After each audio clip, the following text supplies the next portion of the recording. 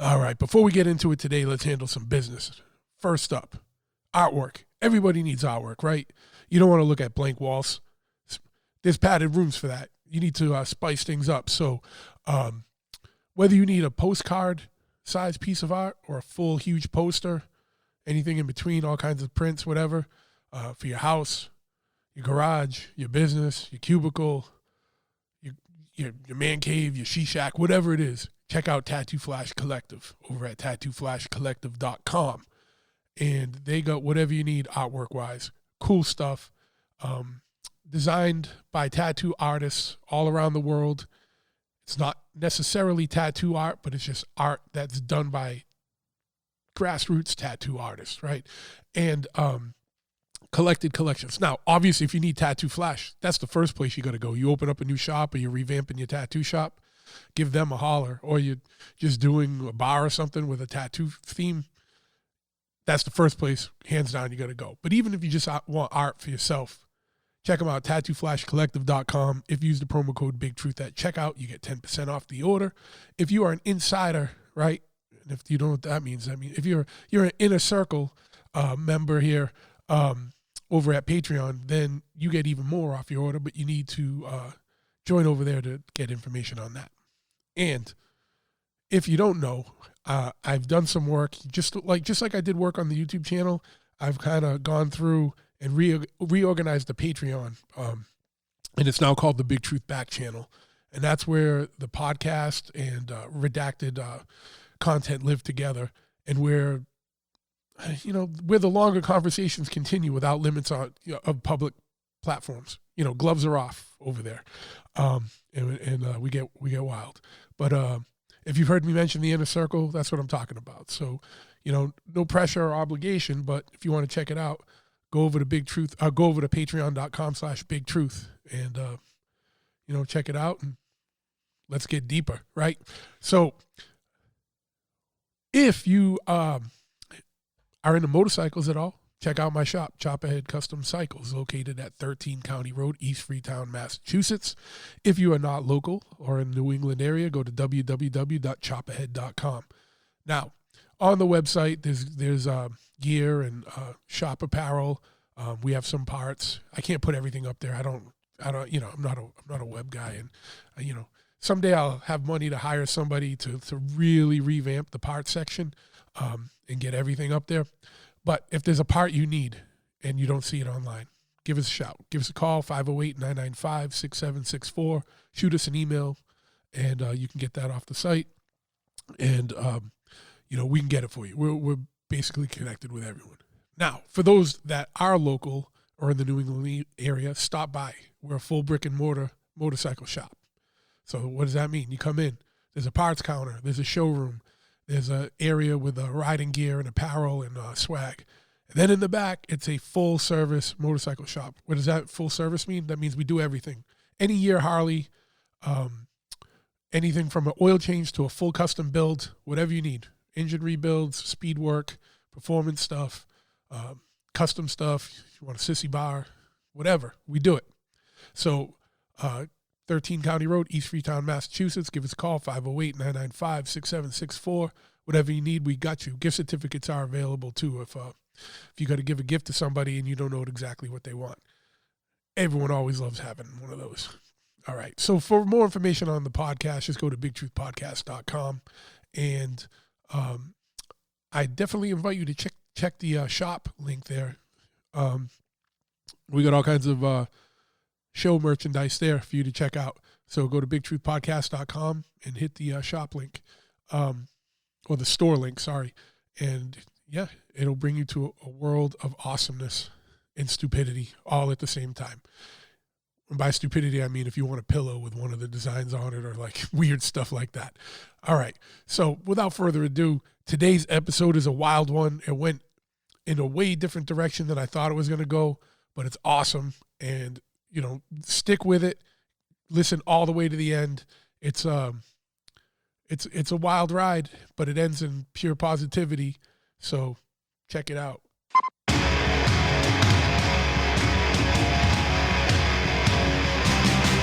The Big Truth Podcast.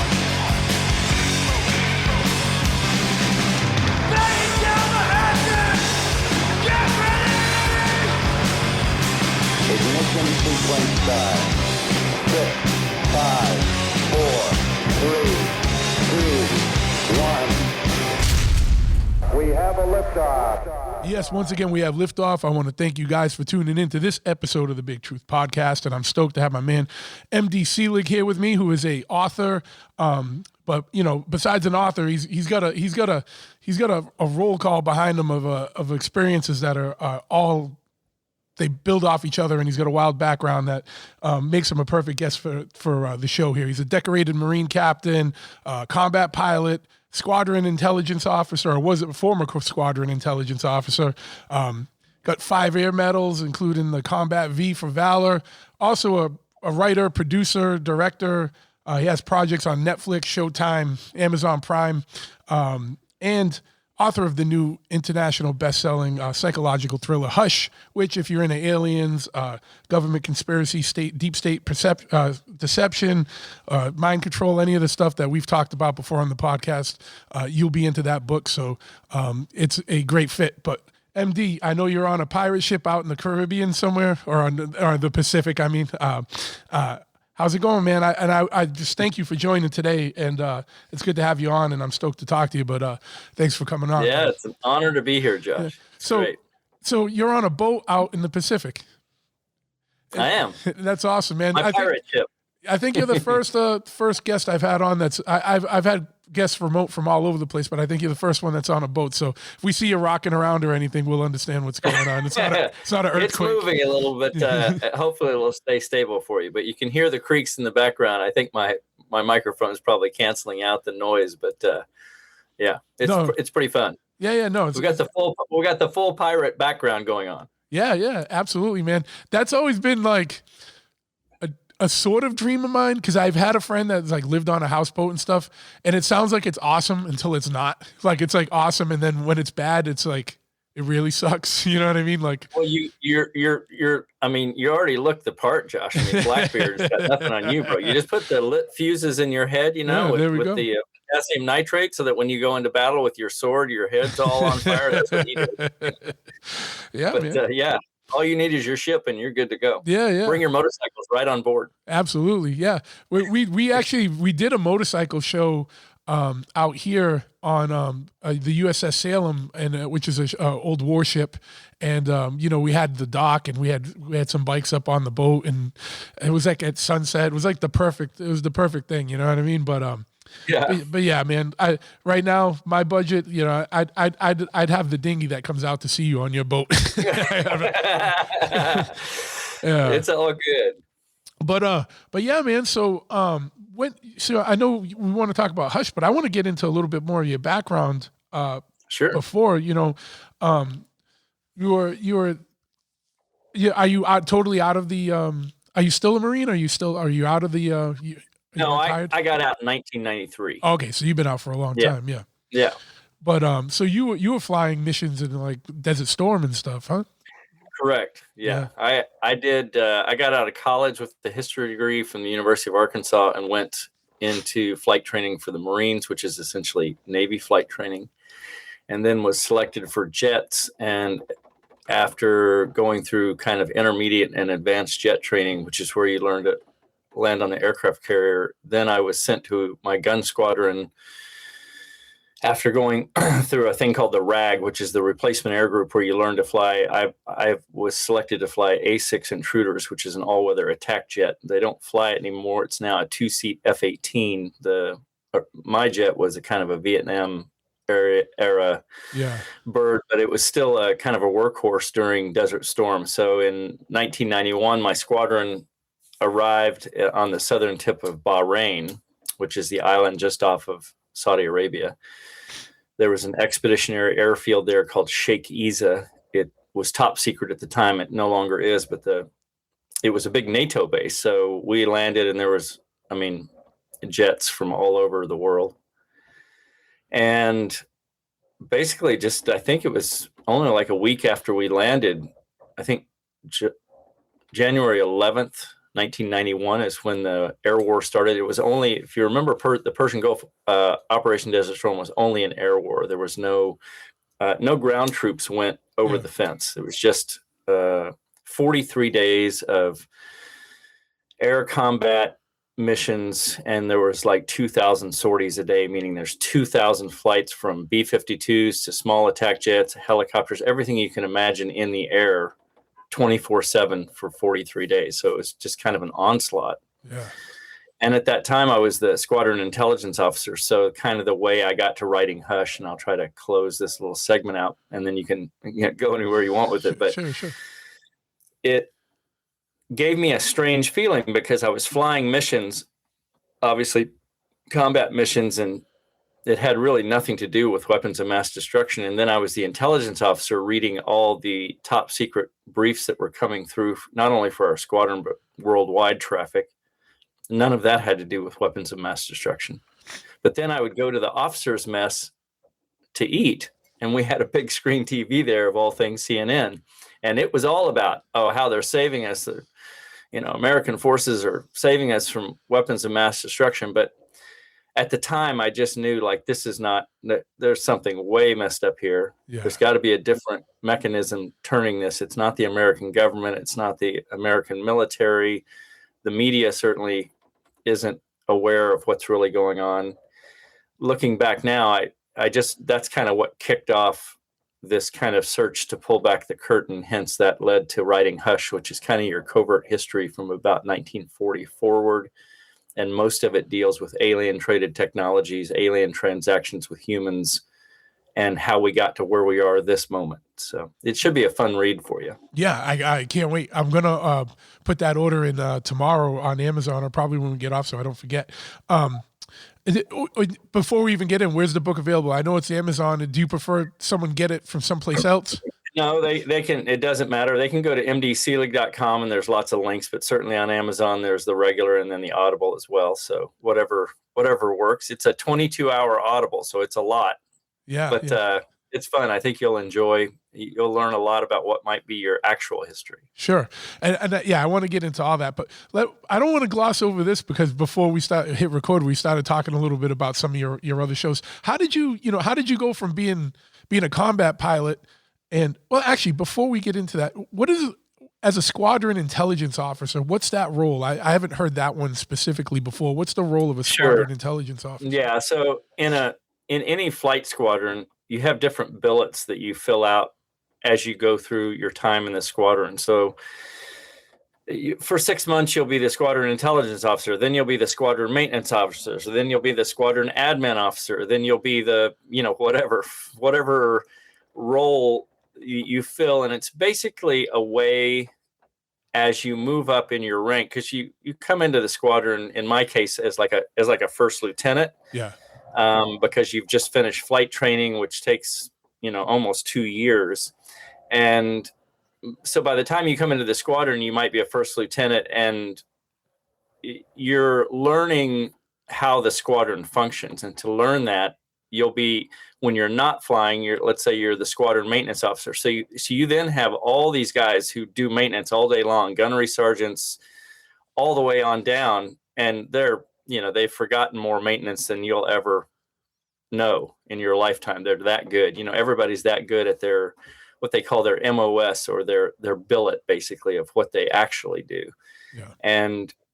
But in this case, I was the squadron intelligence officer, which is just, for that 6 months, I was going to the secure room and reading all the top secret traffic. And because I'm such a nut about research and understanding things, like I want to kind of untwist things and try to, I can't stop unless I feel like I've finally hit the truth.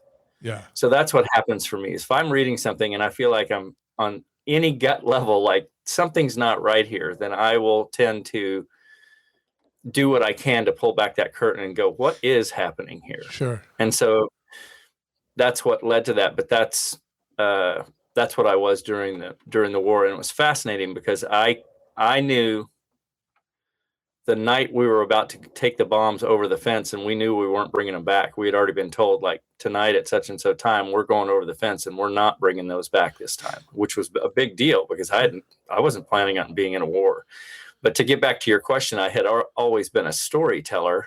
I had always been writing all my life. I loved books and movies. So I knew I was a hopeless romantic, so I got in the military to fly, not to be like the war guy. I got in because I just loved what jets could do over my head, and I'm like, I'm going to do that. Like when I was in high school or whatever, and then I got my private license, and then in college kept training, and then subsequently was lucky enough to get through flight training. But so that led to, once I finished a tour as a pilot, I got out immediately. I didn't want to go fly big commercial jets. I thought I'd be bored to tears. So I went right down to LA and started writing and acting. I was like in Zero Dark 30 as an actor. I mean, you can look at my IMDb page. It's under MD Selig, but so there's a bunch of stuff on there that I produced. But I had my buddy Lincoln and I just ended up meeting early, and I told him, I'm writing this show. You want to be involved? And he's like, yeah. And ended up producing stuff together. And but that led to over time, I was writing for other production companies. So I was writing. Somebody somehow noticed something I was writing, and then somebody would contact me and say, "Hey, would you write a screenplay for our production company based on this?" And I would just charge them a flat fee so I could keep living. Yeah. And I was doing everything else too, like working at Home Depot, whatever it took to be in that world of storytelling and acting and writing. And then after a number of years, I just started doing more and more research on covert events because I was still pulling back the curtain, and hence it took me about 3 years to write Hush. It's a 600-page novel, so you have a lot to read. Yeah. So, and before we get full into that, because I have questions lined up, but you had mentioned you had a couple of shows on. You got a show on right now that's a motorcycle-related show, and there's a lot of motorcycle-related people listening. So why don't you talk a little bit about the show and how you got that going? And right. So because once we hit we hit the conspiracy and the weird stuff, we're gonna go. You know what I mean? So we'll get there. Yeah. So the whole world is a conspiracy, isn't it? All right, absolutely. Or at least the media is. It's getting crazy. It's getting deeper by the day as well. Like every day. Yeah. So if you watch The Gunrunner Billy Kane, it's on Amazon Prime, and we set it out. I set it in the Mojave Desert in the future, and that show deals with what's coming, which is unfortunately nanotechnology that will be implanted in the brain and other technology that is already occurring worldwide, especially, and has been for many years now with I should just say the CIA. So the CIA has been using not only the MK Ultra stuff that everyone thought ended in the 70s, but I can tell you it not only didn't end, it continued on at Diego Garcia at a secret base and is absolutely full tilt, high speed. Think Jason Bourne's all over the world. That's your real reality. Yeah. So there are. It's crazy that you mentioned that too. I'm not trying to stop you, but like literally after this, I'm recording a little. I do also like a side channel that gets into conspiracy stuff, and I'm recording something on MK Ultra literally right after this. We're talking today. So the Hush will cover a lot of where that went, and one of the main individuals in there, a gentleman I named Benjamin R. Waters, works for the CIA. He is a Jason Bourne character. He is the actual hijacker of MH370, and you'll see that I identify. If you get the audible version, you'll hear the actual calls from MH370 where the CIA takes over right after the flight lifts off. So it's all Asian-related verbiage that you'll hear, and I'll identify those calls for you. I'll say them in advance, then you'll hear the actual Asian pilot speak, which is Farik Hamid, all of the ground calls, and then I'll say, and here comes the first CIA call, and you'll notice it's an American dude in the cockpit after the two Asian pilots have been assassinated.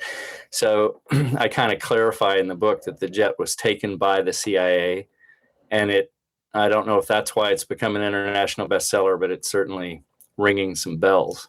But back to your question of kind of how that all came about, it was just from interest and being a storyteller. It just led to, I had to keep going until I got to what I found to be, for at least for me, to be the truth. So you can certainly give Hush a read. I think you'll enjoy it. And then it might be your actual world around you.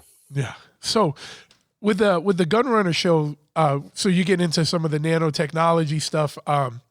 I'm going to put that on my list. I don't watch too much TV, but this one sounds like, dude. So you, is it like a nod to what's going on with like Elon Musk and the and the brain implants, or is it like are you talking to more? Yeah, but I'll just tell you this, Josh. The next level before Elon stepped up. Yeah.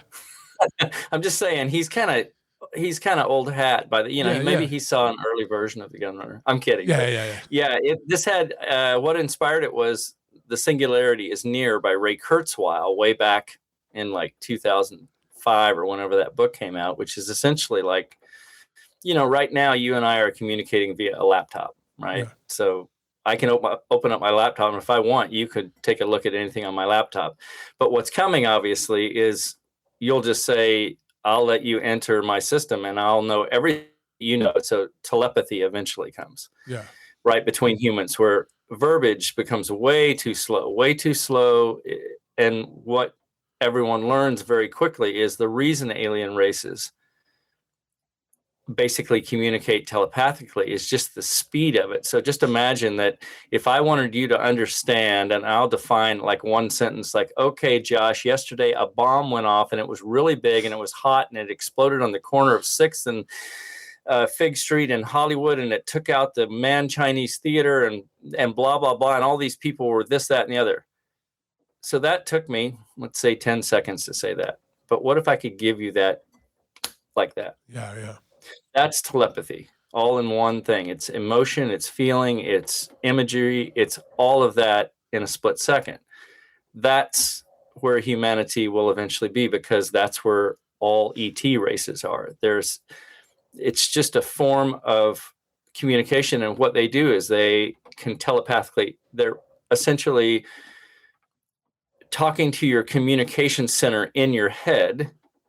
And so it doesn't matter what language you speak, you're going to hear it in your own voice. If they're talking to you like, I want you to have a seat, but you're going to hear it in your own voice, because they're working a frequency into your communication center. And so that's what's coming. But in the Gunrunner Billy Kane, it's still, I kind of have it set in a dystopic future where it's kind of deserty and there's bubble cities and this, that, and the other, and motorcycles. Of course, you gotta have motorcycles. Why even have a movie? What dystopian future doesn't involve motorcycles in some way, shape, or form? Right. And the ultimate, you just can't. Anybody who rides a motorcycle, that's it. It's like they're gonna win. And there's the quote for the episode. You just won over a lot of people with that one. Yeah. just get back, because I'm on my bike. Okay. Yeah. But and you'll see some fun stuff with motorcycles in there, in the sense of there's some desert cars that come through, and we had a lot of fun with the movie. We shot it mainly in the Mojave Desert up at the Trona Pinnacles. So if you've never looked that up, that's a fun place to ride, where there's you'll see in the movie, there's 300-foot spires, and you're out in the middle of flat desert for 7 miles. Like, there's nothing around, and these spires stick up, and you'll see that you might recognize it like from some old Madonna music videos. They shoot a lot of music videos out there, but it's just an incredible place just outside of Ridgecrest, California, about 20 miles outside of Ridgecrest. So it's pretty fun. With like the narrative of that is like, or not even I'm not want to get into the narrative of that, but so you think with these things that, like neural net or whatever, brain implants, you think that's where everything's going, where sooner or later we're going to talk via some kind of computer or AI assisted telepathy, just because it's a more streamlined mode of communication, or a little.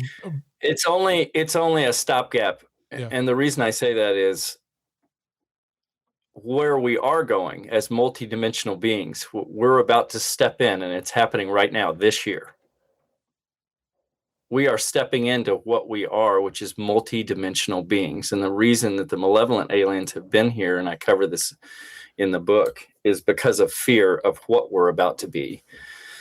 And the reason disclosure is happening now, the amount of stuff that's going to come out this year, where you will absolutely know we are being welcomed into the galactic community, because there are a lot of ET races here to watch this uprising, this evolution that's occurring right now. You're going to start getting a ton more information. Trump just released a little hint of like, oh, we just used some weapons in Venezuela that the Chinese and the Russians. It's all alien traded technologies that have been reverse engineered. They're just now starting to let you know that. And by the time Elon releases his 1,000 ships a year, I can promise you will already know that we've been using anti-gravitic propulsion for decades. Like the TR-3B flies daily out of McCord. It has been for a decade. Flights to the moon, flights to Mars, flights out of Station D, which is Area 51. So all of that is now going to come forward very quickly here.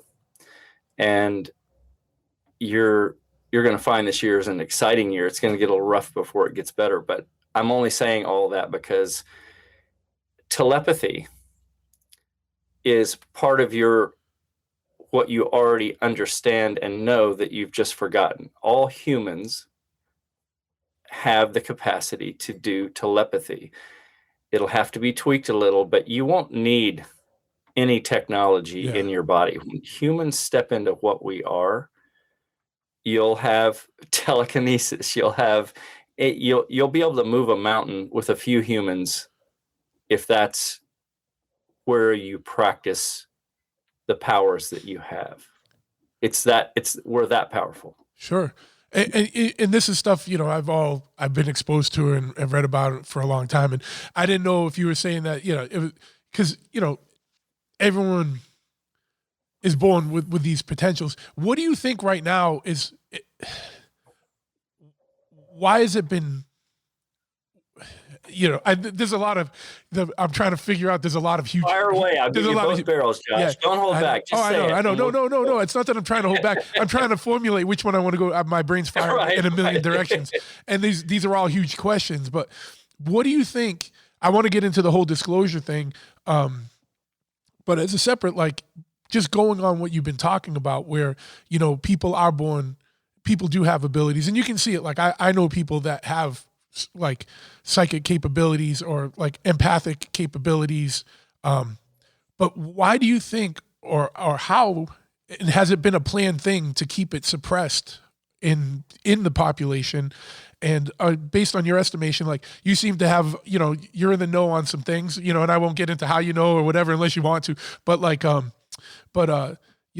why do you think everything has been lying dormant in humanity for so long? And is that a planned thing? Is that a control thing? Or is that just people forgot type of thing?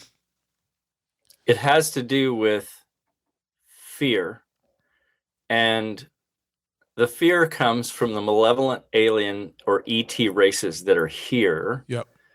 Because if you think about it, the malevolent races that are here, that are working with all of the multinational corporations, not just governments, they came here because of fear. And people would say, well, why would they fear us? If they're that technologically advanced that they can travel here, they could have just killed us all. It has nothing to do with that. It has everything to do with wanting to control humanity because of what we offer.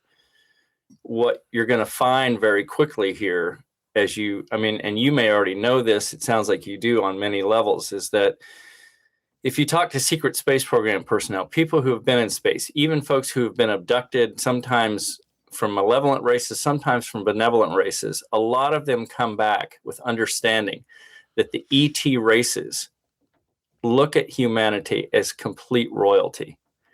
And if you ask the question, well, why would they look at us as royalty? We're so primitive. We are. And what's wild is they don't care about that. They're like, no, you don't understand. It's not your technology. It's what you guys have the capacity to do when you step into who you are, which is love, right? And here I am, whatever, macho combat pilot. That's all BS and details. It's true. I did fly in combat. I'm just saying, this is the superpower that a lot of alien races, they have no concept of emotions. So to make it really concise in a nutshell, the three major races that came here, ET races that came here to control us, as far as I understand, about 240 million years ago, well before we evolved, just remember, if they have the technology to travel here intergalactically, which they do, and I'll just say the Draco reptilians is the main group I'm talking about. Yep. Do they have the ability to look into the future on certain timelines? Yes, they do. Can they look into the past? Yes. Do we have that capability now? Yes. I'll get more into that later, but the point is the lens project of these ET races could foresee through their technologies that, oh my goodness, there's going to be this thing called humanity that's going to rise on this planet called Earth. And once those dudes become who they are, dudes and dudettes, it's over. Like they're going to be that powerful, and we are. So what they have done is they came here before we evolved. They brought the moon with them.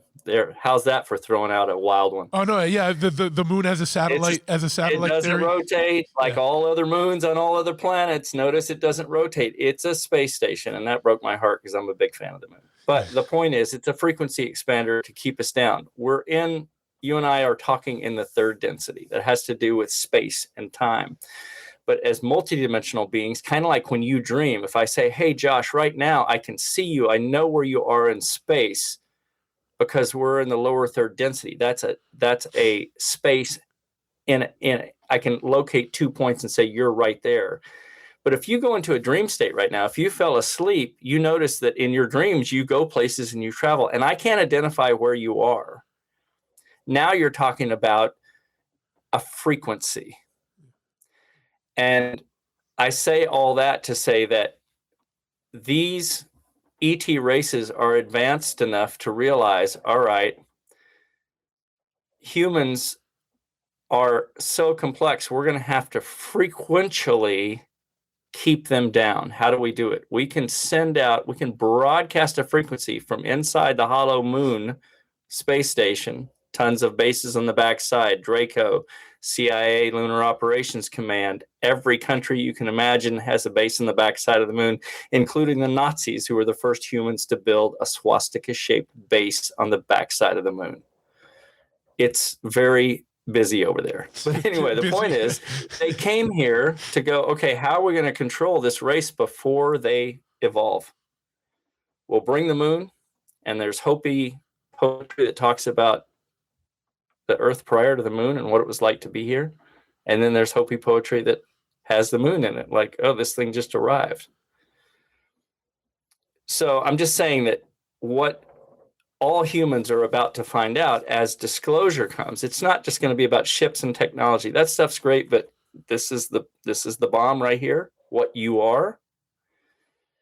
The technology you'll find out, it's kind of like going to an electronics store. It's fun to go in there, but you, after a while, you just come home and I just want to feel myself breathe. Like the electronics is great, but it's nothing compared to being human, right? Yeah.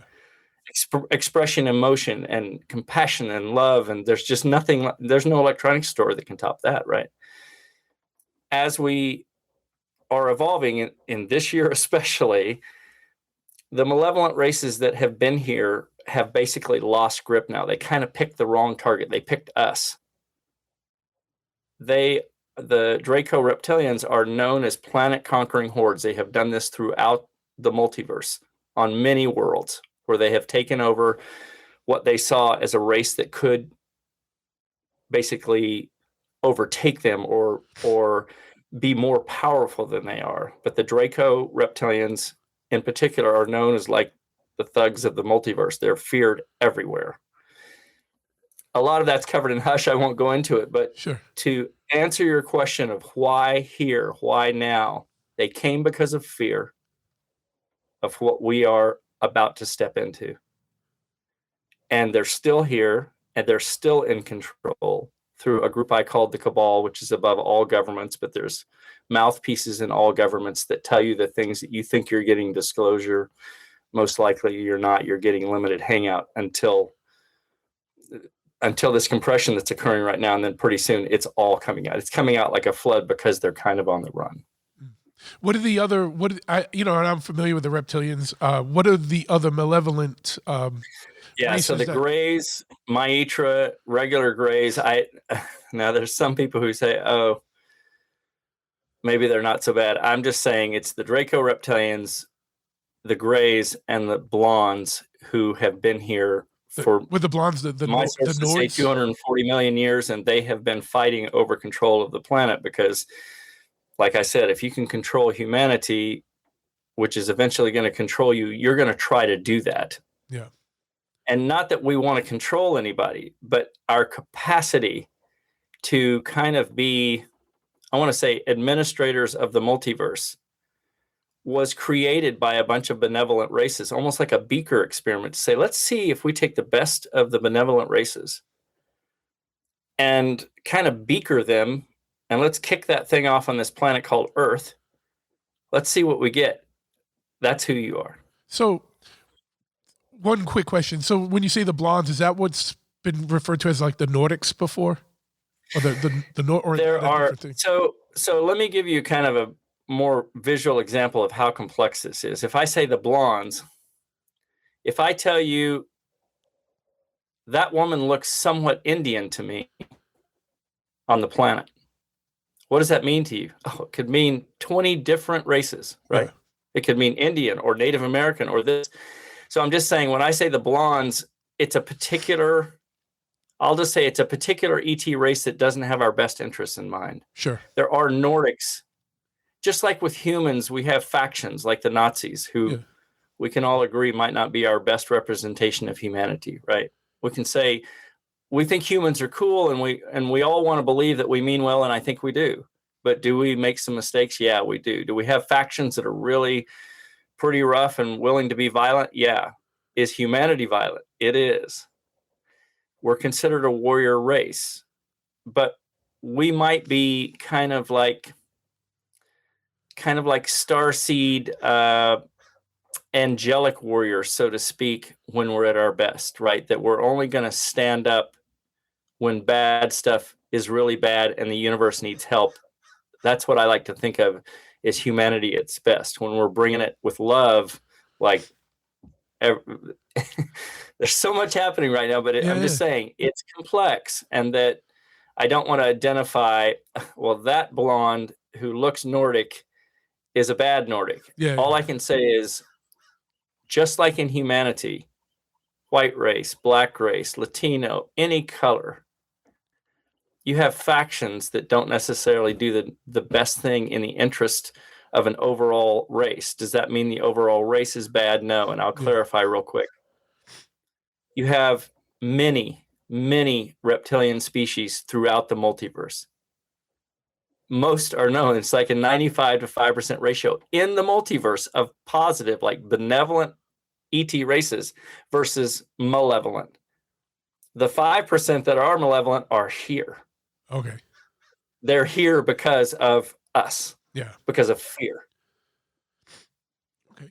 Once you get that straight, then you start to realize, all right, now let's reset. We're going to be okay. We're going to be, if they wanted to kill us, they certainly long ago. That's not what they want. We're worth a lot more if we're controlled than dead.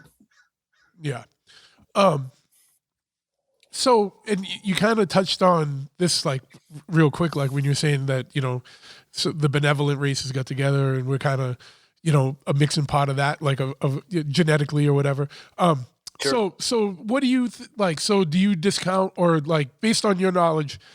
And I want to ask you like how you got into all this and how you found out about this. But like, does this discount the whole like the Anunnaki theory, like where like no. Or nothing's discounted. No religion, none of it. So let me be clear about that. No path that any soul has taken. I mean, I'm a recovering Catholic of all things. I consider myself spiritual, but not religious for the last 30 years.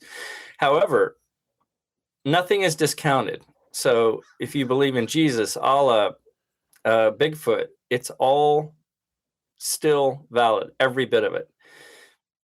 I'll just say it kind of a simple picture.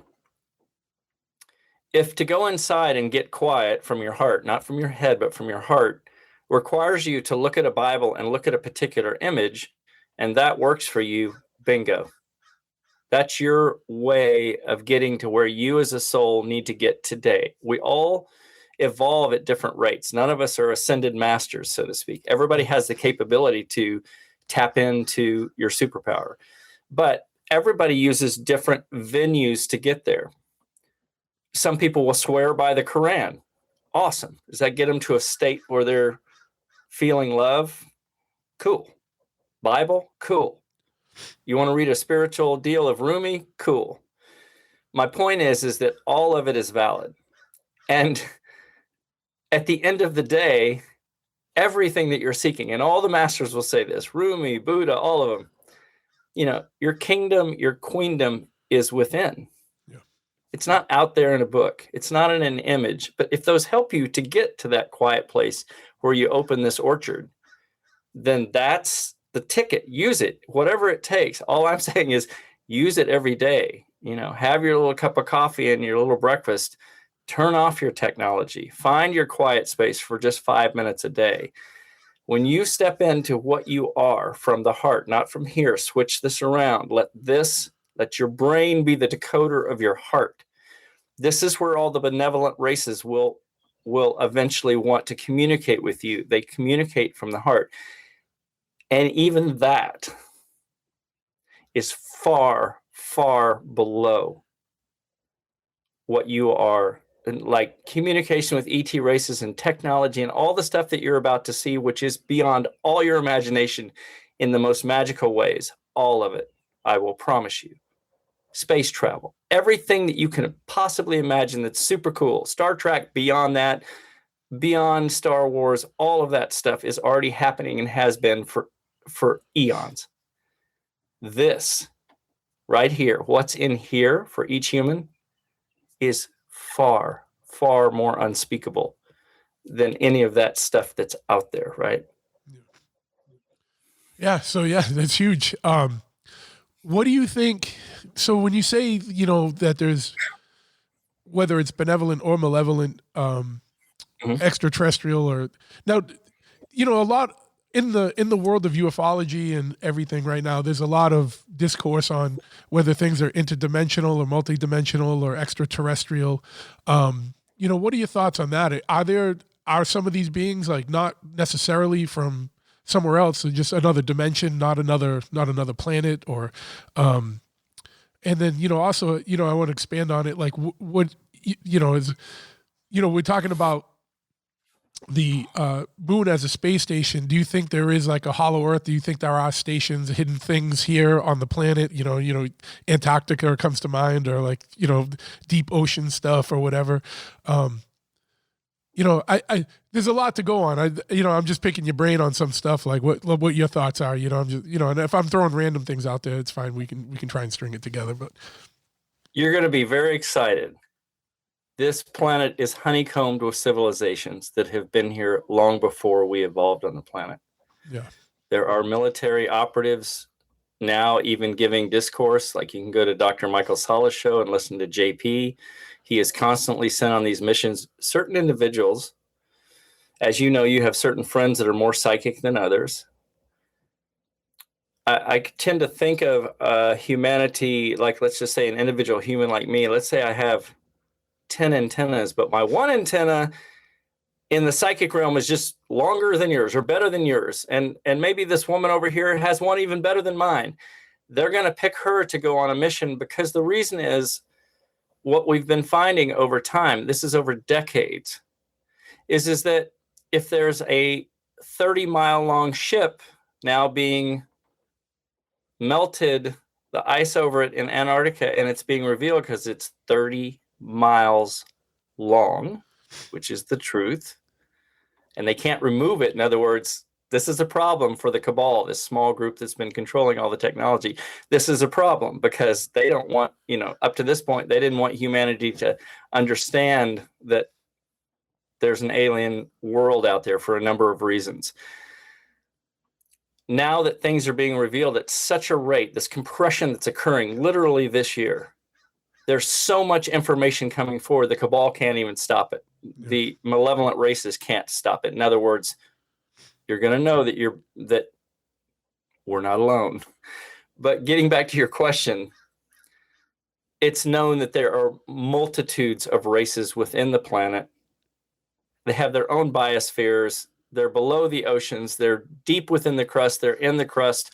Reptilian races that I never got back to.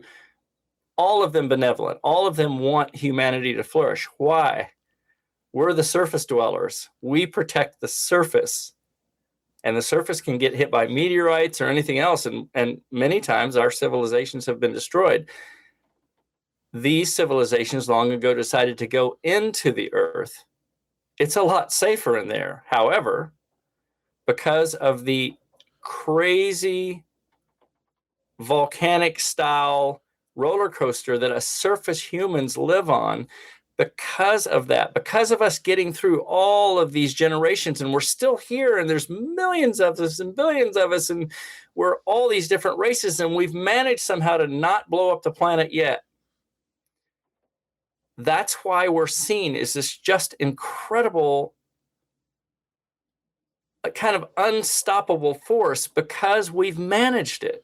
And other races don't want to do that. They'd rather go on the earth and just kind of have a quiet, safe. We're like, oh no, we're cowboy, bring it. What are you going to do? You can't stop humanity. We're the badasses, so to speak, and we're willing to kill. So I'm just saying, we have goods and bad sides. We have to kind of learn to control the violent side. We are considered a warrior race. But like I said, I think the benevolent races realize we are the good warriors who can administer the multiverse in a much better way, and we can handle the bad guys literally with love. So that's why, to kind of answer your question, everything that you can imagine in Star Wars was already there when George got that script. It was already there when Stephen got the script for Close Encounters of the Third Kind. Positively, the exchange that you saw with Grays coming off that ship and astronauts going on occurred before Stephen got that script. Steven Spielberg. Yeah. Before George got his script for Star Wars, all of that was occurring. He just named Darth Vader, but and give credit to George for that. But the fact of the matter is the reptilians were already here. The reptilians already had a Death Star. I'm just saying, none of that you see in the media, including Star Trek, Prime, dealing with the Prime Directive, everything that you see on those shows, and far beyond it, multidimensional beings who are here as energy, who don't need a ship to travel and can travel between throughout the multiverse. All of that and beyond is what's available and what is here. It's massively complex and wonderful, and it's all coming right now. Yeah.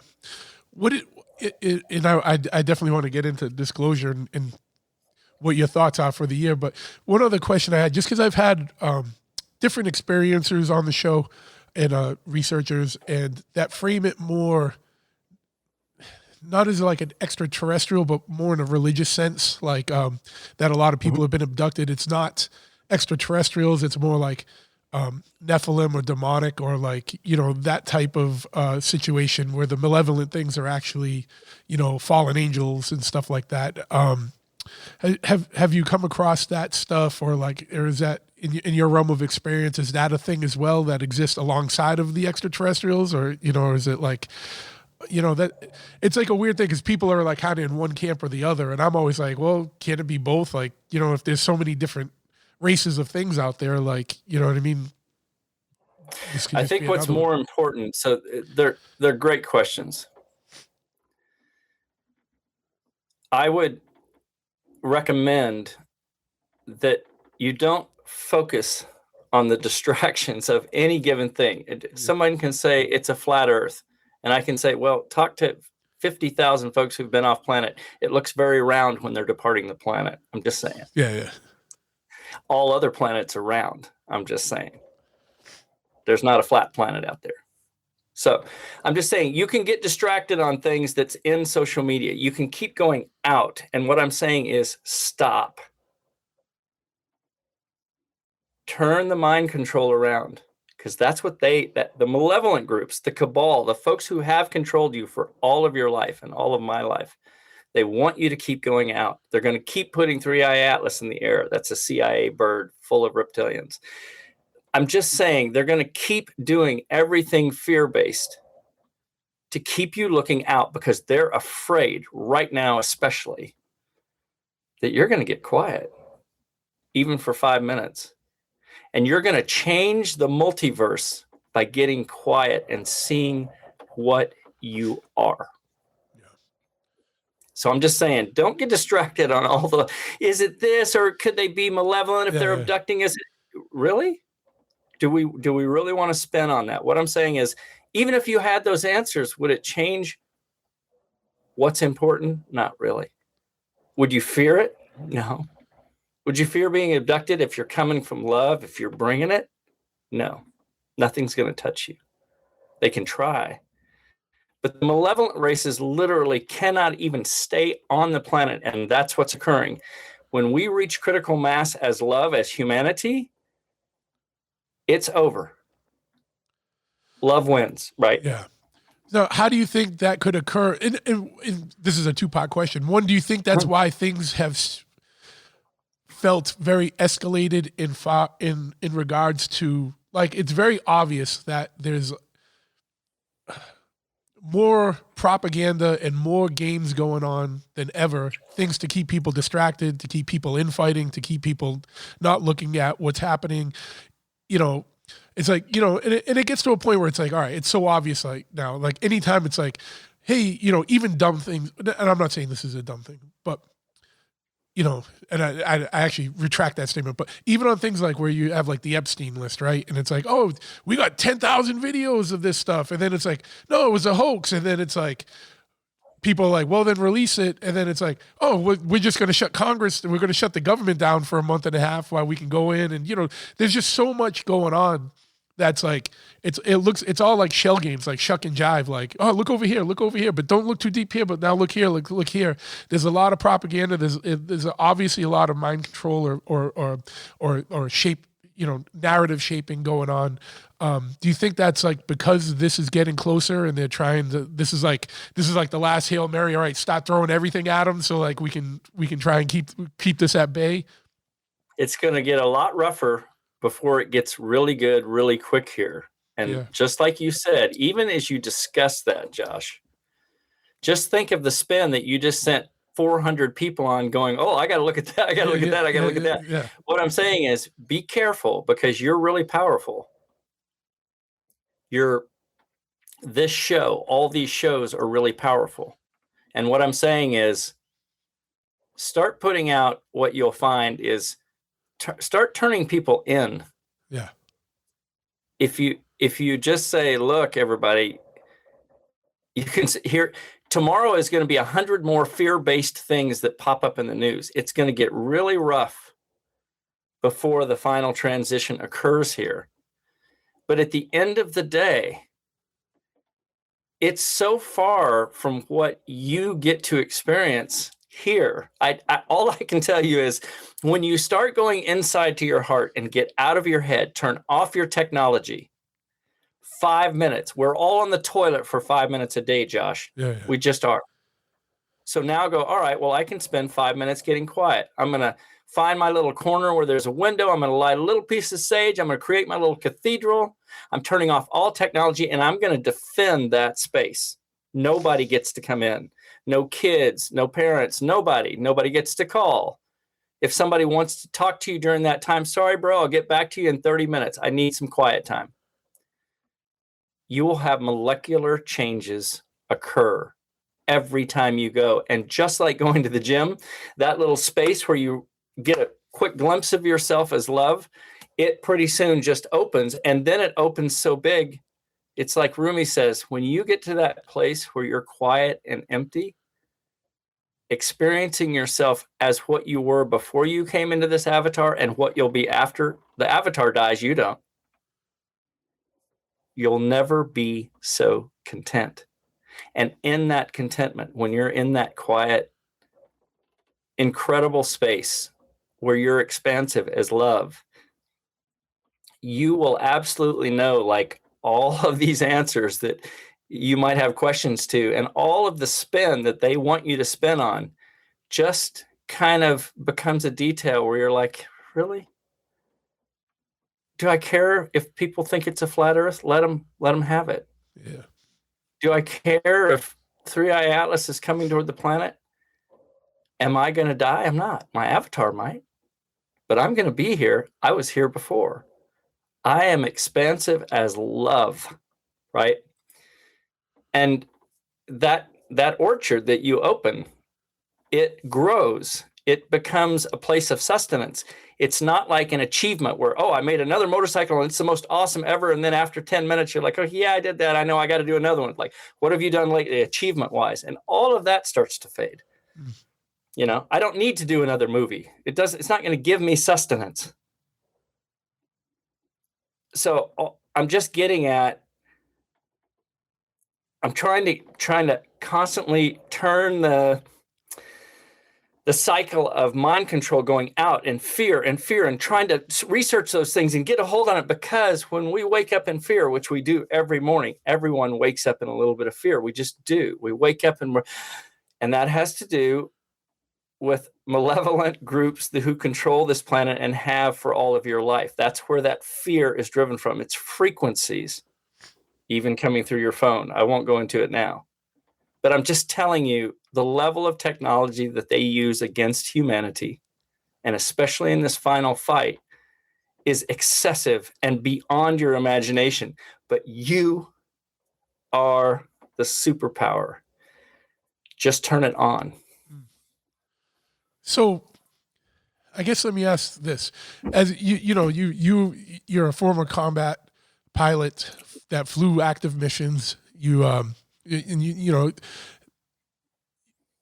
There you started noticing consistencies on what the narrative was that the rest of the country is being sold on, and what you guys were hip to, like with what was going on with that plants a seed, and then you start seeking more truth of what's going on. What experiences or what happened to you in your life that like led you on this path? How did you come about this knowledge or this understanding? You could have gone any way. You could have stayed in the military forever. You could have stayed in intelligence. You could have got co-opted and been in that world, but you walked away and you came to a different understanding of things. Did something specific happen, or is it just like with time, like you just got more and more? I'm glad you asked that question, because I've been answering this. I do way too many podcasts to mention now because of the novel. Sure. And that's great. But I'm just saying, as I've been discussing this, because everyone seems to ask this question and it makes sense. And this is the first time I'm going to bring this up, because it is changing as I talk about it, and I'm starting to realize the power. So I've been telling Lincoln, my buddy and my assistant, who kind of runs all these podcasts and keeps me straight on how many I've got to do today. Yeah, sure. I've been telling him that when I was finishing the novel, I became aware that unlike any other story, because I write stories for production companies, I write stories. It's what I do. I'm a storyteller. But this hush novel of telling folks what might actually be around them started coming so fast and so incredible that I told Lincoln, I'm like, dude, all I can tell you is it feels like it's being written by committee. I don't use AI when I write. I write because I love to write, and I love to express visually what I'm seeing. And I can't even write a scene until the research is so insane that I pretty much know if Eisenhower's in an armed convoy at a certain time at Roswell, that you can pretty much bet he was there. Yeah. If I've written it in the book, it might be your actual reality. Okay. But my point is that this committee, this thing, this juice has been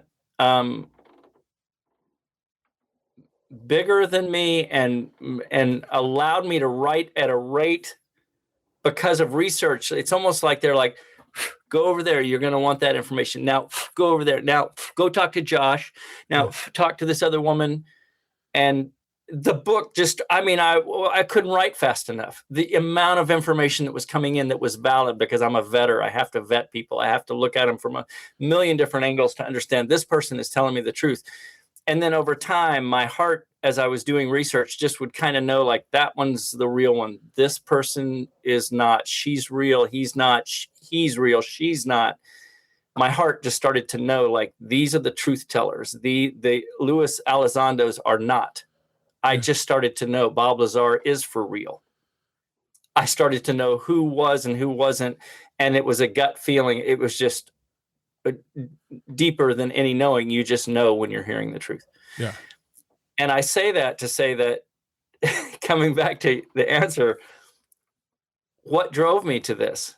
I told you I've been a storyteller, and there was a sense back then, like, I need to pull the curtain back. Something is not right here. I know there is a shadow thing running this planet. This is not right. Absolutely. All I can say is, I'm now realizing, and this is the first time I've said this, I think probably for all of my life, they've been working me up to this moment, because as you learn through these ET experiences of doing so much research, it's far bigger. And perhaps I wrote the script before I even came back into this avatar. Like, I'm here to help love become love. But whatever it is, it's not just this individual avatar. I'll promise you that. Yeah. So did it feel like, other people, when they said things have happened like that, inspiration or whatever, it almost just feels like a download, like you're just struggling to keep up. It's like it's all there, and all you can do is to try and keep up with getting it out. Well, you'll know this feeling. It's the same passion that you have when you're working on a bike and you're like, God, I just know this part is going to fit right here so good, and it's raw and it's brand new, and I just created it, and it's made for this bike. Like, you just know it, right? Yeah. Like, it's that passion. Like, when I'm riding and when a scene is rocking, I'm just like, get away from me. Like, this is so awesome, right? Yeah. It's that. But then there becomes an awareness, maybe because I open my heart a lot more now these days. There becomes an awareness like, okay, I thought I was Mr. Hottie-da and la-di-da. And then I realized, oh no, this has been a huge multi-dimensional group that's been going, go over there, read that book, go talk to that person. Like, you're just kind of, and to think, from what I know about, all of my research in the ET races and all the people that have had experiences, is that, from what I understand, you decided as love, we're all just love, but you decided as love to learn more about love. And what you decided to do was, I'm going to reincarnate into this human body on this planet that's completely volatile. Because that roller coaster, the one I'm choosing to re-inhabit, this particular MD Selig, or you, Josh, decide to re-inhabit a body for this crazy ride that is being a human. And because of that, you're going to learn more about love than you've ever done as love. And so you incarnate, you write your own script before you even step in as a baby. And from what I understand, you may be running millions of avatars as love. We're literally here as love, looking back at ourselves in the mirror going, how can I grow more? Yeah. As love. Love wants to expand. Love wants to grow. And you and me and all of us as love might be just looking at ourselves going through this tumult that is our current human existence. And what's happening? We're being forced, because of all of the crazy stuff and the malevolent groups, to go, all right, what's our options? Well, I certainly can't keep up with all the fear. That's not doing anything for me. That's not serving me. So what's another option? Oh, I can let go of this fear. Okay. Yeah. I'm love. I'm not dying here. They can shoot me and kill the body. I'm not dying. I'm here, and I'm bringing it. Yeah. It's like that. Sure. And I've told people this plenty of times, because people get worked up. They'll, in the news cycle and wrapped up in the fear and the discord and all that. I'm like, just go outside and walk around. Everything's cool. Like, you know what I mean? Just go in the woods for a minute. Like, everything's cool. Take a breath. It's all right. The woods is right here, right? Go in the woods, go outside, take a breath. You're exactly right. And there's a million ways, is like, Rumi says there's a million ways to kneel and kiss the ground, meaning there's a million ways to become spiritual, to step into who you are. Do it whatever way you want to do it, but just get away from technology. Yeah. And see what you really are. And all of that angst, all of that anxiety just kind of falls away, and you just realize, oh my God, there's a tree right here. And it has leaves and it's magical, even if it's winter. It's just the details of the moment that as you come closer and you start to stand more in your orchard, you just realize all of this other stuff is just a detail. It's nothing compared to human love and compassion and what we do when we bring it. There's just nothing to touch what we are. Yeah. Technology, all the space stuff, aliens coming, visiting us, who can talk to an alien, whatever. That's cool. If you want to talk to aliens, they'll talk to you. They are not anywhere close to love in the sense of there's nothing more to desire or traveling to another planet. It's like going to another state. You'll be able to do it in this lifetime. I'm pretty sure all of us will get to go off-world in anti-gravitic ships. We'll be able to go not only intergalactic, but many, many humans will travel multi-dimensionally, multi-frequentially, because we're really just a frequency. You can dream, and those beings that are human, that decide to, that want to work, that want to tweak that thing at the gym, so to speak, they will be able to travel as you travel in a dream, but you'll choose it now. You'll say, I'm just going to get so simple and quiet as love. I'm going to let go of this body for a while, and I'm going to travel. And that is a fact that you can do this moment if that's what you want to do. It is a power that we've just forgotten. We already have. Yeah.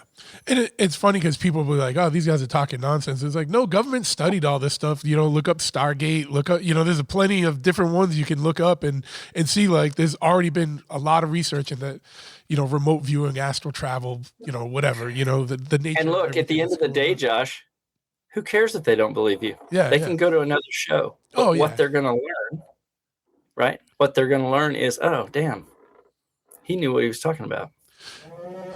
So you don't have to worry about it, right? You come from love, and then what will be revealed for everyone is far beyond anything that right now that we imagine, because we've been so controlled to be, oh, you're just human, you don't have psychic capabilities, you're not psionic, you're not multidimensional, you're just a human primitive, you're nothing, you can't even go off planet. Yeah, all of it is untrue. Yeah. Now, when something you hit on that was interesting is like you got the wisdom of discernment where you can be like, that guy's a real one, that guy's a fake one, you know, or she's being misleading, that one's real.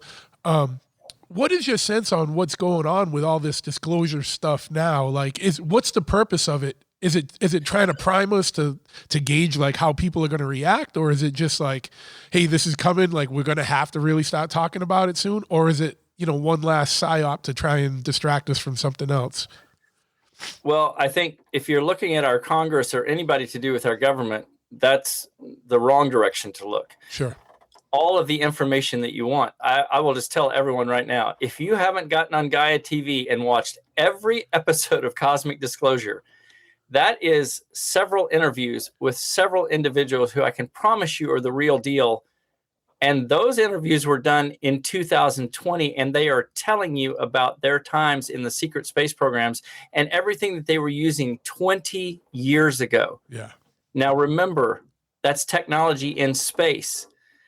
Individuals that were going to Diego Garcia and back and other places on the planet to pick up goods for space. In other words, we have been in space, not only in trade negotiations with other planets, other races, for decades, and it's available to you right now, but no one is looking at those Cosmic Disclosure episodes. And look at the ones with The Hidden Truth with Linda Moulton Howe and Tactical Tim.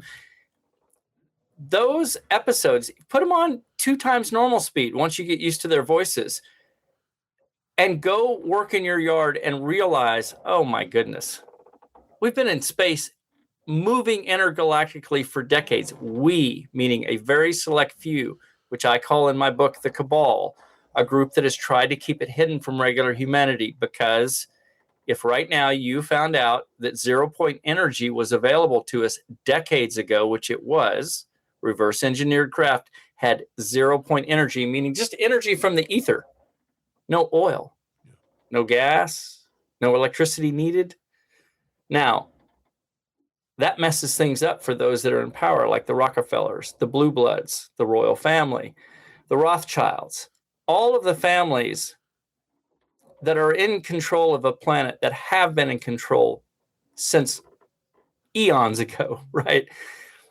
Those families don't want that out, because if you're big oil, you don't want humans to know that they could have had free energy 40 years ago.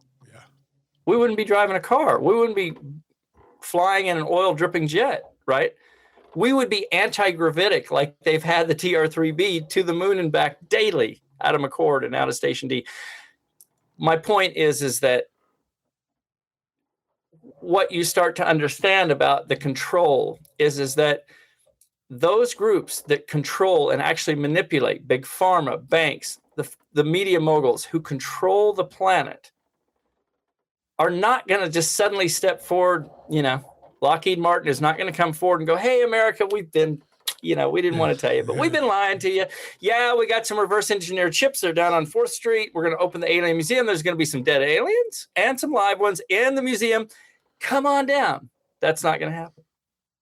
There's no agenda for groups like Lockheed Martin, who make trillions and trillions, not only on this planet, on other planets where the cabal is mining and making more money and trying to control more of our multiverse, because that's what these folks do. The malevolent races that are here, alien ET races, that work with this cabal that's completely convinced that the feudal society that's been on the earth for all this time should remain, because they get to have what they want, and we're no smarter. We don't know there's med beds and ships that are antigravitic. We don't know we can go off planet. Yeah. We don't even think there's aliens. Hence the control, because we fund all of it. We fund everything that's off planet, not just American. Every group on every government is funding their governments, but it's being funneled to this group that's above all of it. So hence, getting back, it's all kind of covered in hush. You'll get a very good basic evolution of how we came in contact with these malevolent races, where we came in contact, what years, how it's evolved now, why they control everything, why you don't know how they control. But to get back to your question of disclosure, everything that you want to know, that you've been wanting to know, like the Alien Museum, it's been available to you on Gaia for years. Just watch Cosmic Disclosure. Watch every episode. Randy Kramer, Emery Smith, David Adair, all of these folks have been dealing with alien traded technologies and alien races for decades. They're not lying. They're just saying, I don't care if you believe it or not. Yeah. Here's what I just did. Tactical Tim, who's from Germany, worked in the covert programs for Germany, dealing with multidimensional beings, because he was one of those people that they said, you have some kind of weird capability. We would like you to look at this. Can you do this? That was 30 years ago. He's now left those programs and is on Gaia TV on Cosmic Disclosure talking about, well, I was brought into these covert programs to deal with the Greys initially, and I've had hundreds of meetings with Greys. He's not BSing you. He's just saying, this is how the Greys operate. This is the way they think. And you're just going, okay, God, this is for decades. So if it's decades, what is it to now? I'm just saying, it's all coming. Disclosure, everything that you want to know, it's already here. And at some point, what's occurring with this compression, when I say it's coming this year, that it's going to be absolutely no doubt for the rest of the planet, like, oh, we're not alone, is you're going to have contact events that start to occur. You're going to have Trump announcing, you know what, we just discovered an anti-gravitic engine. Well, that's when he announces it. The reality is we've been using anti-gravitic technology for decades. It's just now going to be announced to you, and you're going to go, oh, wow. So Elon's 1,000 ships a year aren't going to be using rocket fuel. They're going to take off right from that plant where he's making 1,000 ships a year, anti-gravitic. They're not going to take 8 months to get to Mars. They're going to be there in a few minutes. Yeah. How is that? Oh, because that technology happens to have been there. We just discovered it. That's what you're going to get. Yeah. And then whatever they're admitting to there, that there's decades, they're only giving you this stuff from a couple decades ago. Like they always have stuff. The technology they have is always like 20, 30 years out from what they release. And absolutely trust that if Elon Musk is doing what I call NASA-style ships, old school fossil fuel, rocket fuel, he is also equally, if not more, involved in working with the secret space program, developing stuff for the secret space program, and has forever. Yeah. I'm just saying he's been involved since the get-go. So that now you can kind of look at someone who's giving you sound bites like, oh, I'm going to build 1,000 ships a year. What he's not telling you is what I'm telling you about the cabal and this twist to keep humanity down, because he's part of it. He makes a ton of money off your fossil fuel stuff. Yeah. Is he's not telling you, oh, and the one thing I didn't tell you is, for the last 30 years, I've been helping out with the secret space program, funding these projects. Tesla is not just Tesla. Tesla also has investments in all of these multinational companies that work on component parts that then become spaceships once they're put into space, and they're all anti-gravitic, and we've been out in the intergalactic space for decades. Yeah. And Elon gets to go to Jupiter with Trump and have a meeting at Jupiter to realize, oh my God, it's all coming now. Be very clear that all of it and beyond your imagination has already occurred and is occurring, and it's complex and wonderful, but you will know if you get in here of who's giving you the truth and who's not. And for the most part, anything you are seeing on technology, and I mean Facebook, Instagram, all the fear-based stuff, anybody who's giving a soundbite about technology, that is not necessarily in your best interest. It's not Elon giving you a big reveal. Yeah. You're getting a half reveal according to the sound bites he's supposed to say. And trust me, he's controlled as well. Yeah. So what is it, this upcoming kind of disclosure, it's going to get rough before it gets better. Like, what can people do to kind of keep their wits about them during this, and like be able to have discernment and have situational awareness, like, and also just keep up hope, you know what I mean? Like, if it's going to get darker, because, I see, everyone I know right now is down, you know what I mean? Like, everyone's like, damn, this is like the worst, like, business is down, this is down, work's down, it's, groceries are up, everything, everyone's struggling, even people that I know that have done well, like, they're not doing as well, you know what I mean? So everyone, it's like a down thing right now. What can people do to kind of stay above board and keep their head up and know, when things are about to pop, I guess, Sure. Well, just remember, I've talked a lot about it, so I won't go into more. You have a place to go now. Yeah. All of your answers. And as you go there more, as you go to your quiet place that is you, your holy place within you, right? Your orchard, what you're going to find is the dilemmas, the angst, the terror, the fear that is bringing you down will start to dissipate very quickly when you start to realize, like, I don't have to buy in anymore. I do not have to turn on Instagram today or TikTok. And if I'm going to listen to a podcast, I'm going to listen to Josh talking about, hey, it's getting rougher on the news. I advise you don't necessarily go there. It's not going to serve you. Yeah.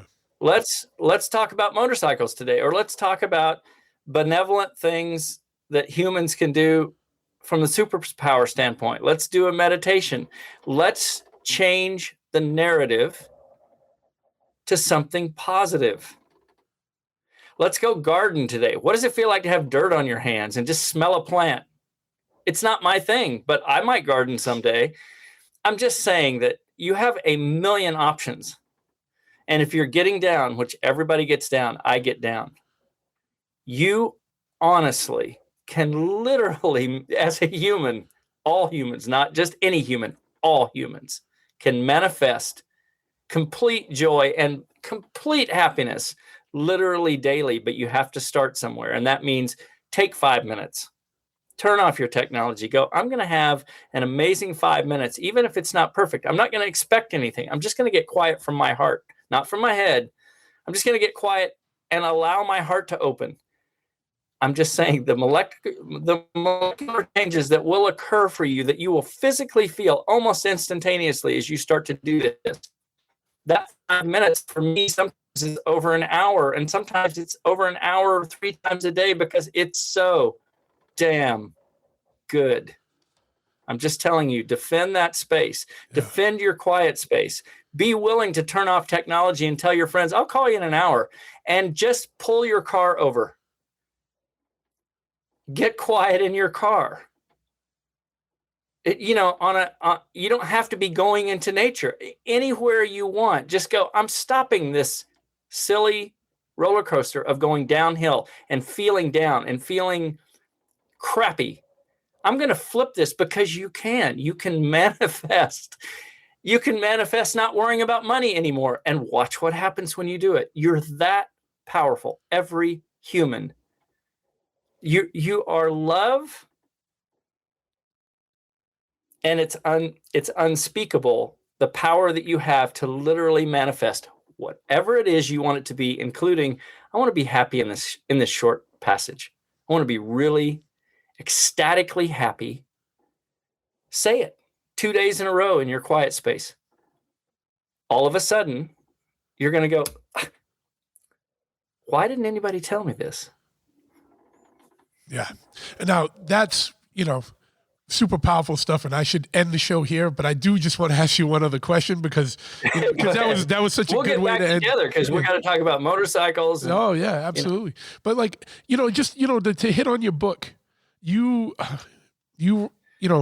there's a lot of truths in your book, but it's a nonfiction book. Like, what made you want to write it more as a novel than as a nonfiction book, like, or as Sure. As a storyteller, I've just learned over time, like when I read the factual books about, disclosure, or somebody saying, I know this happened at Roswell, and then they put 100 footnotes, I just find it gets to kind of be dry. Yeah. Now, I'm the person that can get through it because I'm researching. But my experience is, if you write a really fun story that's interesting and intriguing, people will get through the story because they're into the characters, they're into what's occurring.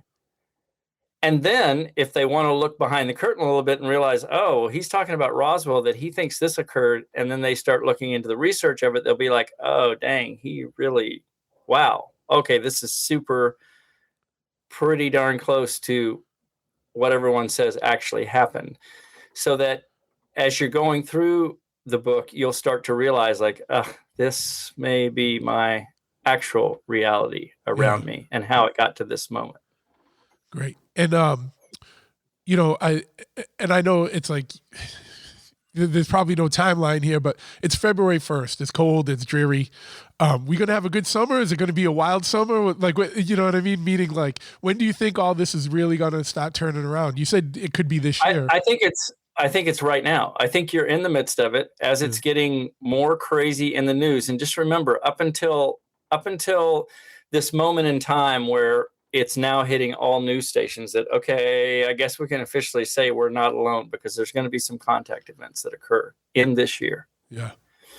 And you're going to have, and the reason that's all occurring, the reason the benevolent ETs are going to be able to not break the prime directive, but be able to step forward and say, okay, we're here as well, and we want to welcome you to the galactic community.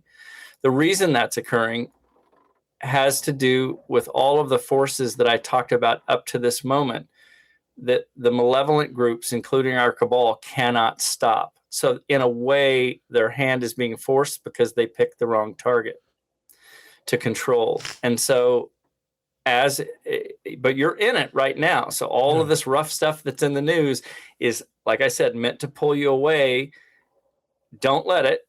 Stay on target. Go deeper in here. You'll be fine. It's going to get a little rougher before it gets better. But by the end of this year, you will absolutely know that we've been welcomed into the galactic community, that we've been off-world intergalactically for a long time, and that all of it's going to start hitting home like, oh my goodness, okay, what are we now? We're this amazing race that's no longer controlled, and let's see what we can do. Yeah. What do you think the post-real disclosure world looks like? You know what I mean? Is it going to, like, how fast do you think things are going to change for the better, I guess? Oh my. Right now, in 3 days, from my understanding, the oceans could be cleaned with technology. Yeah. Just think about that. In 3 days, because it's disgusting. I've got it outside my pirate ship right now, and I don't want to go swimming in that water. It's so disgusting. Yeah, yeah. Well, I don't even want to say what's in there. But all I'm saying is what's coming is an incredibly bright future. And I'm not saying technology solves everything, but med beds, all of the things to help humanity, the complete abolishment of poverty worldwide. There's not going to be people who are thirsty. There's not going to be kids dying all over the world. Humanity is going to step forward and go, wow, we now are trading with all of these amazing benevolent races who can say, look, just with the power of the mind, you guys can not only do this, but here's some extra technology that we can just clean your oceans literally from space-based platforms that can zap the ocean and frequentially clean your ocean back to its original state. Just think about that. Yeah. Those technologies and far beyond are available. We have med beds that you can lay on. They're alive. They'll go, hey, it's Michael Selig's body, and he's got some cancer cells right here. Let's just fix those real quick, okay? And then his old bones on the corners are all beat up. Yeah. And in an hour, you get off a med bed, and you're like, kind of like a baby. You're new. You're not regressed in age. But if you want that out in the world, you can certainly have that in the multiverse too, if that's your thing. That has more to do with ego and looking good. I want to look good, but I'm just saying, what is coming very quickly here is an amazing, super bright future for all of us. Stand by, go inside, you'll be fine. Nothing to worry about. It's great. And I hope that happens sooner than later. What does justice look like for the cabal and the people that co-inspired that with the cabal? Is it just living better without needing them, or is there like some cosmic justice for people that actively conspired and worked with this to hold us down? There is always yin and yang. I don't think it's something any of us need to be concerned with. Yeah. And the reason I say that is it doesn't serve you to get into anger over a particular person, because I get really, really angry because I've been aware of this stuff for a while, and I've been very isolated, knowing, like, I'll give you for instance, Donald Rumsfeld led the attacks of 9/11. Your own Donald Rumsfeld and Cheney and Bush were involved at the top level. I'm just saying, I can get really mad about that stuff. It's going to come out in Hush 2 as far as the details of what occurred at 9/11. Our own American government perpetrated that crime against Americans with thousands dying, and they knew they were going to die, and they directed those attacks to create us being able to go over to Afghanistan and Iraq to get alien traded technologies that had nothing to do with oil or with controlling the Taliban. Yeah. There was no Indians involved. I'm just saying. Yeah. It's wild. I can't believe anyone still believes the official narratives of these things. That I can get really mad and aggravated and want revenge. Yeah. Rumsfeld is dead. Cheney is dead. Bush will be dead. In other words, you're not going to get retribution for all of the groups for several decades now, that all of the main players, from General Twining clear back in the day, who signed contracts with alien races behind Eisenhower's back. You're not going to get retribution, and it doesn't serve you to go there. Just like being a hater doesn't do anything for you. You can hate on anybody that's famous or that you're jealous of. What does it do for you? Nothing. Yeah. It doesn't serve you.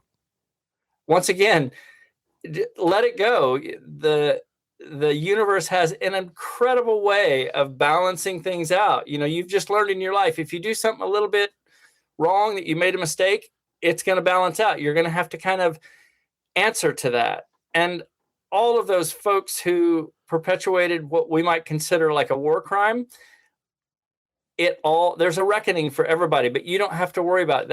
That's a love thing that you literally, it's one other thing. Just don't get distracted on it. Don't get mad about it. It won't serve you.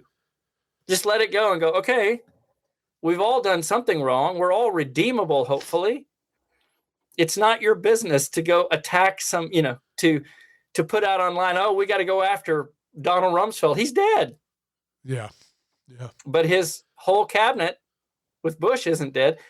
And you can get really mad like I do. Like I said, I get so mad I'm walking knowing I'm alone in understanding certain truths that are about to come out on a bigger level. I won't be the only one who knows. But at the end of the day, as I start to get really mad, I'm just going, what am I doing? I'm not going to solve this. It's not like I'm getting retribution. I just want people to kind of understand what may have occurred on 9/11, that it wasn't another country. Yeah. I want people to understand that MH370 was taken by our country. Yep. And our CIA isn't really even part of our country. That's a whole nother level. I'm just saying that there are things that you can get really mad about, but I want people to kind of understand what might have actually happened around them for all these years, and because you can't really understand how to evolve forward and move forward till you understand the level of deception that you've been involved in, right? So that's what I've come to understand, is the more I understand the level of deception and what humans are capable of doing, it allows me as love to go, wow, okay, I get it. I've made mistakes. These guys made bigger mistakes because they had more power. Maybe they killed a bunch of people, and I might consider that a level of bad that I wouldn't do. But the fact of the matter is, humans do things, and retribution isn't, it doesn't serve you as a love being to go after it. You don't have to worry about it. If that makes it simple, you don't have to worry about it. 100%. And but it does still behoove you to learn what's going on and get the real story, yes, so that you can understand how deep things are, and, learn how to discern what's really going on versus what they're telling you, so that, just to step out of it all. You know what I mean? Like, don't get caught up. That's right. And MSNBC and Fox News are lying. Yeah. Yeah. Once you understand the level of deception, yeah, then you can understand how, if your phone is on right now, the CIA is using your phone to create an alternate reality, and your listeners are going to go, okay, he just went off the deep end. Yeah. You're going to find out that's what's occurring right now. You don't have to worry about it. I'm just saying the technology that's being used this moment is now through your cell phone, and mine is turned off right now, but I have to use my cell phone. There's no way around it. Yeah. I'm being a little bit controlled as well. But the level of stuff, when you finally get a hint of how big it is and how long it's been going on, and how much more advanced than just humans that are running this show with the CIA, it's these malevolent groups. Just remember, if they have the technology to come here intergalactically before you've even arrived, do they have the technology to work you through your cell phone? Yes. So Hush 2, you're going to be working on soon. When can people expect that? Hush 1 took 3 years of hard writing. So, but I'm a faster writer now. I tend to splat things out a little faster on the page. Sure. So I'm hopeful. I'm going to take a little sabbatical here to get back to writing, because this podcast schedule is way too heavy for me to drop in at the level I need to write. So I'm going to disappear kind of mid-February, and then hopefully, 6 months later, I'll come out with something that's a pretty cooked piece of pie, and then I'll have my editors take a look at it, and we'll get it out as soon as we can. So, within a year, hopefully from right now, we'll have Hush 2 coming out, Hush Volume 2. It'll be a Covert Evil Volume 2. And you'll get to read about some wild stuff that's occurred in your past that you're well aware of, but it might be a little bit different take on what you thought actually happened. Absolutely. And when that comes out, or even beforehand, but I know you're going to be busy. You got an open door to come back anytime. And I look forward to having another conversation with you about all this stuff. And I hopefully the next time we talk about the world's a drastically different place for the better. And good luck with everything. And where can people find you if they want to get the book or just find out more about what you got going on? Sure. Thanks, Josh. It's been a real honor to be on the show. They can go to my Instagram account. Again, trying not to tell you Instagram, but I got to tell you some accounts. You kind of have to have it. Yeah, I get it. Yeah. Right. Yeah. So you can go to real.md or at real.md Selig. Am I saying that right? Real.md Selig. I have to look at my assistant to understand because I'm not even on social media that much.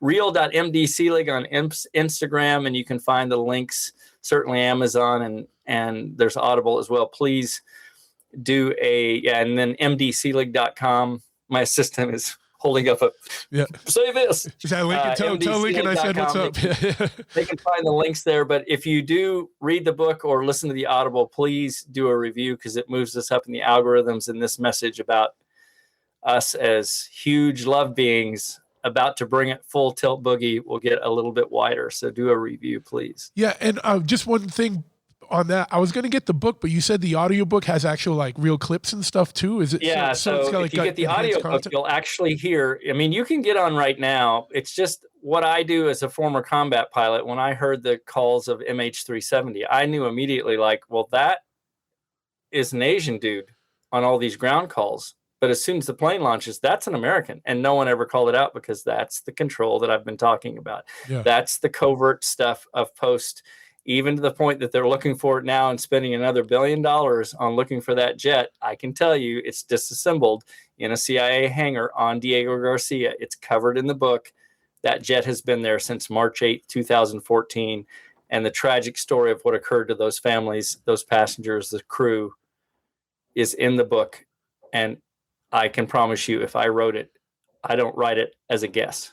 Yeah. It's what occurred with those families, and it's not good. But like I said, it's good for people to know what actually occurred, and you'll get to actually see the spin of what the cabal is doing right now with the whole undersea search. It's just another way to hoodwink you off of what actually occurred. Yeah. Well, I want to, it's been an honor and a privilege to talk to you today. And I want to thank you for coming on.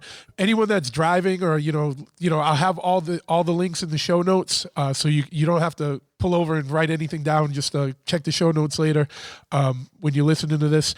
MD, I'm going to shut off right now, but I'm not hanging up. So just hold on 1 second. Sure. You got it.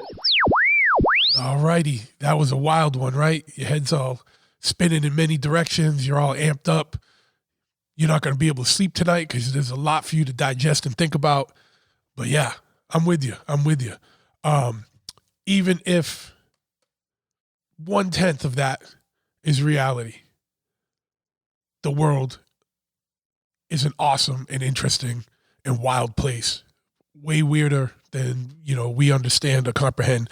Well, every now and then you gotta get out of the normal day-to-day routines and programming and expand and let your mind wander into other realms and grasp at what's going on because it's wild out there. It's wild. All right.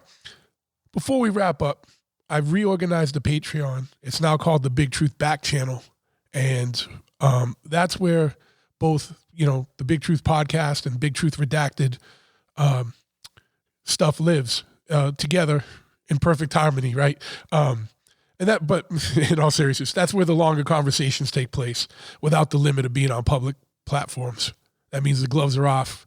We go deep, we go wild, right? Uncensored. Not that I censor any of this, so let's be honest. We go deeper and get more into it, but it doesn't get much wilder. You know what I mean? Because you just can't. But if you heard me mention the Inner Circle, that is my core group that is involved with the show. That's what I'm talking about. So no pressure, no obligation. But if you feel so inclined, go check it out at patreon.com/bigtruth. check out the show, bigtruthpodcast.com. If you want some motorcycle stuff, check out choppahead.com, choppahead.com. And as always, if you need some artwork, go to tattooflashcollective.com. Now, if you remember my episode with Christian Yordanov, I've been getting a lot of people hitting me up that are really interested in his functional health services. You can check that out. Go to livelongerformula.com/bigtruth, and you can get well on your way to a health and wellness journey like I've been doing. Like I said, I'm down over 50 pounds.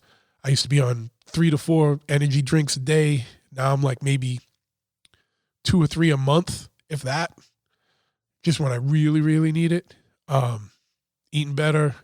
I've been going to the gym for years, but now with getting my diet and supplementation dialed in, I'm in beast mode. So check him out, livelongerformula.com/bigtruth. He will do great things for you. You guys will do great things together because he can only show you the way. You gotta do it. But anyway, I digress. This was an awesome episode. It's going to be a big year. A lot going on. I hope, I love that you guys are still, if you're still listening right now, I love that you're still here. We're going to go on a wild ride together. So buckle in and get ready because we're off.